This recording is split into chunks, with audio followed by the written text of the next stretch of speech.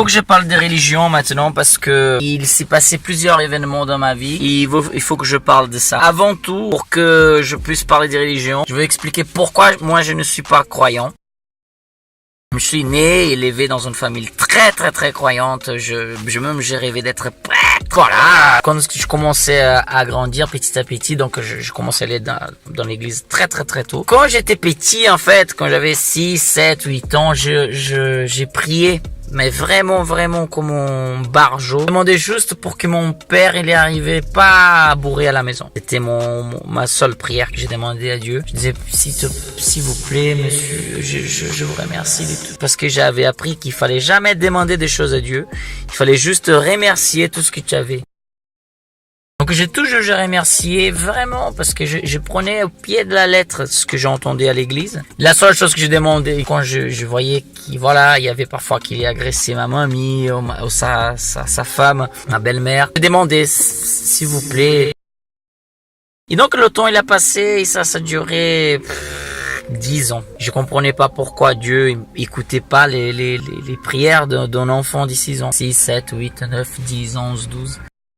Je suis pas fier de mon attitude, mais quand j'ai fait 18 ans, j'étais majeur. Un jour, mon père, il est arrivé envers moi pour se disputer, pour se bagarrer. On s'est bagarré vraiment. Ça a vraiment chauffé. Il y a certains qui disent, ouais, c'est très moche, ça, il trouve, machin, la. Je dis, ouais, j'avais passé plus de 10 ans avec quelque chose qui était ici parce que je disais qu'on est arrivé bourré en pleurant. Pourquoi tu vas pas chercher quelqu'un dans la rue pour l'emmerder comme ça tu peux te bagarrer à la place de taper une femme.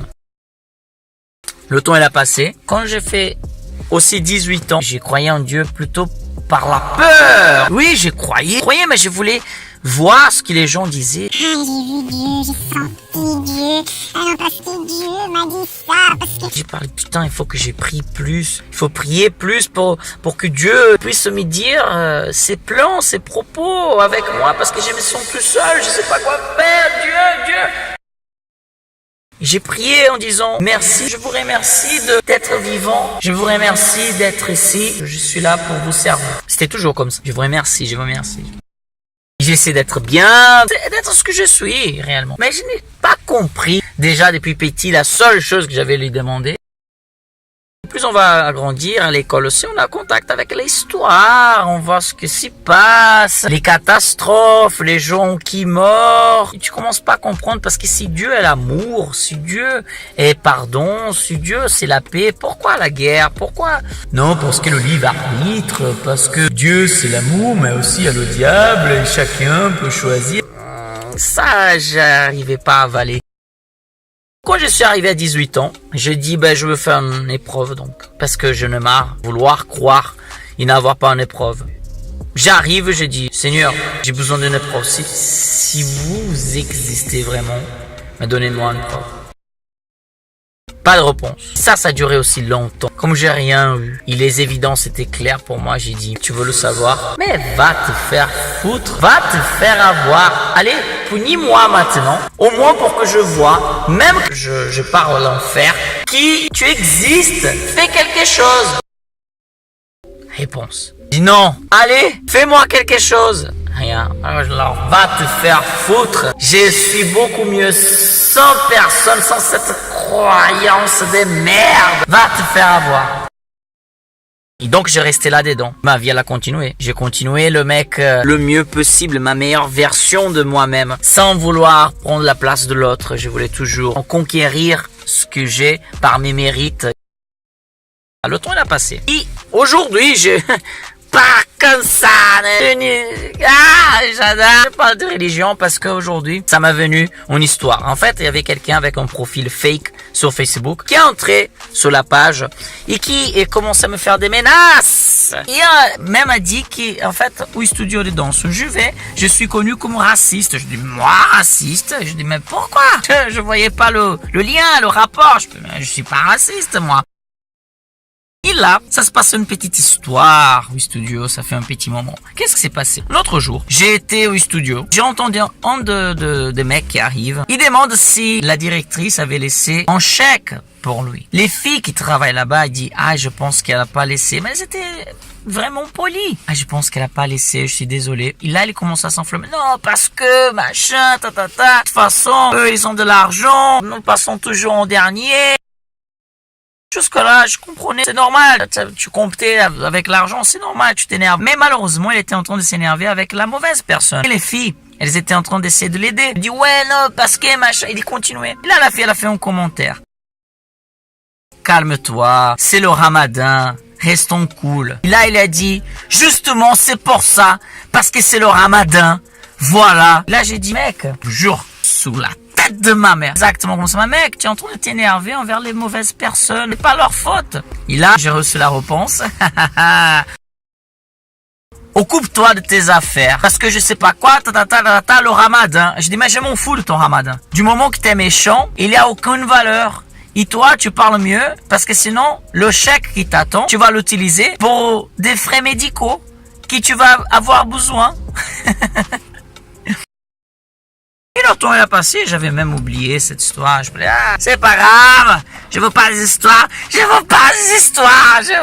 À l'occasion, il a dit, parce que le ramadan, mais s'il lui aurait dit, parce que je me suis mal réveillé, parce que j'ai un accident, parce que j'ai un cancer, je dirais, mais je m'en fous de ton cancer, c'est pas leur faute. Je dirais n'importe quoi, je dirais, je m'en fous de ce que toi, tu utilises pour justifier ta méchanceté envers une autre personne qui a rien à voir avec ton problème. C'est comme quand tu vas à la banque ou quand tu appelles. Ce n'est pas la dame qui est là au téléphone. Parfois, on s'énerve et dit mais ça sert à rien. La vie m'a appris que ça sert à strictement rien parce que la fille, elle est là justement pour dire. Je peux rien faire pour vous, monsieur. Est-ce que je peux faire autre chose pour vous? J'aimerais bien résoudre mon problème. Mais là, je peux rien faire pour vous, monsieur. Est-ce que vous voulez que je fasse une autre chose pour vous? Mais je voulais résoudre ces problèmes. Mais je peux rien faire pour vous. Mais c'est de la foutage de gueule. Monsieur, je ne peux pas accepter ce langage. Et elle coupe dans ta gueule. J'adore quand ils se font. C'est une technique pour te rendre fou. Aujourd'hui, j'ai souffert un accident, mais ça c'est une autre histoire. Un poids lourd m'a tapé sous le cul de mon camion. J'étais très énervé, tout est cassé. Et un profil fake est entré sur Facebook. Il a dit, j'allais faire ton stage, mais je viendrai pas. J'ai su que vous êtes raciste. Oh, je dis, pardon? Non, parce que vous êtes raciste, machin, Je sais que vous avez du talent, mais votre réputation est déjà faite. Tout le monde le sait. La directrice le sait. Je dis, écoutez. Mais non, je suis pas raciste. Comment je peux être raciste? Je veux manger là maintenant avec un ami maghrébin. Mais non! En plus, j'ai même expliqué que j'ai déjà été hébergé par tous les types de personnes, des classes. J'ai réussi à discuter avec tout le monde. Des extrémistes ou pacifistes. Tout le monde. J'ai réussi à discuter. Parce que j'estime que nous vivons ensemble. Quoi qu'il arrive, il va falloir qu'on se supporte. Un raciste extrême. Il faut qu'il, lui, il comprenne. Pour le bien ou pour le mauvais, que nous, on va vivre dans le même endroit, qu'on va partager les mêmes rues, qu'on va partager les mêmes supermarchés. C'est comme ça qu'il accepte ou pas. On doit se comprendre. Même qu'on se comprenne pas, on doit se comprendre. J'ai répondu le message, je dis, comme je vois que vous êtes un profil fake, je veux vous bannir de la page. Comme par hasard, 5 minutes après, vient un autre profil, cette fois-ci d'une fille, en me menaçant aussi. Parlerai à la directrice de l'école, vous êtes raciste. Je dis, génial, dimanche, quand je viendrai à mon stage, je viendrai avec un t-shirt avec le motif, je suis un gros raciste de merde. Et là, ça a commencé les menaces du type, de toute façon, votre réputation est déjà faite, on est plus de 40 personnes, la meilleure chose que tu fais, c'est partir du studio, la meilleure façon, c'est que toi, tu fasses la paix. Je dis, mais je suis pas en guerre, moi, je suis tranquille, je suis toujours ouvert à la conversation. Mais il faut que toi, tu ailles envers la personne, serre la main. J'ai dit, écoute, du moment que je vois cette même personne s'excuser avec les filles devant moi, je suis le premier à dire, voilà, ça c'est une attitude très cool.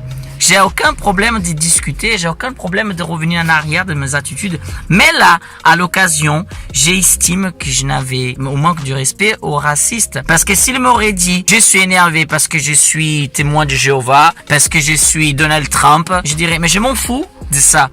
Cela, ce n'est pas une excuse pour que tu rejettes ta rage, ton problème envers l'autre. En plus, comment tu peux justifier la méchanceté avec quelque chose qui c'est normalement fait pour le bien, que c'est la religion? Si tu fais quelque chose en disant que c'est pour la religion, ben justement, il faut que tu sois plus serein, plus compréhensible. C'est comme là, quand j'ai eu l'accident aujourd'hui, il y avait un moment qui passait dans ma tête comme ça. Casse sa gueule. En plus, il est resté au téléphone tout le temps. Il donnait pas vraiment l'importance qui moi je donnais parce que pour moi c'était ma maison. Mais j'ai relativisé. Je lui dis quand même, monsieur, faites attention la prochaine fois parce que là vous avez détruit ma maison. Là, il a compris. À l'occasion, pour 1 seconde, ça passait dans ma tête. Casse sa gueule. Mais j'ai relativisé, j'ai dit, ça sert à quoi? Ça sert à quoi de faire ça? Non, non, non, non, non! On est plus fort que ça. On est plus intelligent. Ça s'est passé pour une raison. Lui, il va apprendre. Moi, je vais apprendre. Et là, il y a un ami qui m'appelait. Quand je lui ai raconté l'histoire, elle a se choqué avec cette phrase de « je m'en fous ». Du ton ramadan. Quoi, une phrase, elle a un pouvoir. Oh, le stéréotype de quelque chose, elle a son pouvoir. Parce que c'est pas que je m'en fous de la religion de gens que je respecte pas votre religion, que je respecte pas l'islam ou le catholicisme. En fait, c'est pas une question de ne pas respecter. Parce que je ne crois pas qu'il y ait quelque chose qui est fait pour l'amour, qui quand même, malgré tout ça, on voit plein de mauvaises réactions et attitudes. Si toi, dans ta tête, pendant 1 seconde, t'as pensé la méchanceté, sache que toi, tu as péché. C'est Jésus qui disait ça, hein? Si toi, tu regrettes de ce que tu viens de faire, réellement de tout ton cœur, tu seras pardonné. Sinon, t'as péché et tu continues dans ta péché. Je ne suis pas en train de dire que tous les croyants sont comme ça. Il y a plein de croyants que j'ai rencontrés dans ces chemins qui m'ont beaucoup aidé. Ce que j'estime qui, pour certaines choses dans ces mondes, c'est dommage, et vous savez bien, s'ils utilisent la religion pour manipuler les gens et les situations, et que certains, plus innocents, vont croire à des choses, malheureusement, feront du mal, plutôt du mal que du bien. Donc, c'est compliqué. C'est un sujet qui c'est toujours compliqué à parler. C'est pas qu'on doit pas parler des religions. On doit, oui, parler des religions. Toi, tu peux avoir ta croyance. Tu peux croire à ce que tu veux. Si tu veux croire que l'éléphant en Inde, lui, il est sacré, il faut que je le vénère, je te respecte. Si toi, tu veux croire que c'est Moïse avec l'islam, je te respecte. Si toi, tu veux croire que c'est Jésus avec le catholicisme, je te respecte aussi. Je ne te respecterai pas du moment que tu essaieras d'imposer ta religion pour moi. Du moment que tu essayes d'imposer quoi que ce soit, je dirais ta putain de religion, ta putain de façon de voir les choses. Du moment que toi tu es respectueux, que tu vis ta religion en premier pour toi et tu essaies de partager quelque chose et pas d'imposer, là je dirais je te respecte, c'est super cool ce que toi tu es en train de faire. Sinon, ne faites pas chier les gens qui ne sont pas croyants. Comme moi, je ferai pas les croyants chier parce que eux, ils sont croyants. C'est tout simplement comme ça. Discussion, ça sert pour améliorer notre tête, pour agrandir, pour être plus fort. Parce que je crois qu'ensemble, on peut y aller plus loin. Mais s'il vous plaît, s'il te plaît, sans opposition. Ouf, j'avais des choses à parler. Si vous avez liké cette vidéo, mais vous pouvez liker avec une pouce, vous pouvez partager. Si vous me détestez après ce que je viens de vous dire, mais c'est pas grave, je vous emmerde aussi. Non, je rigole. Vous avez le droit de ne pas être d'accord, ou d'être d'accord, ou de, voilà, ce que vous voulez. Likez, ne likez pas, partagez, ne partagez pas, c'est votre droit. Gros bisous du clown brésilien. Ciao.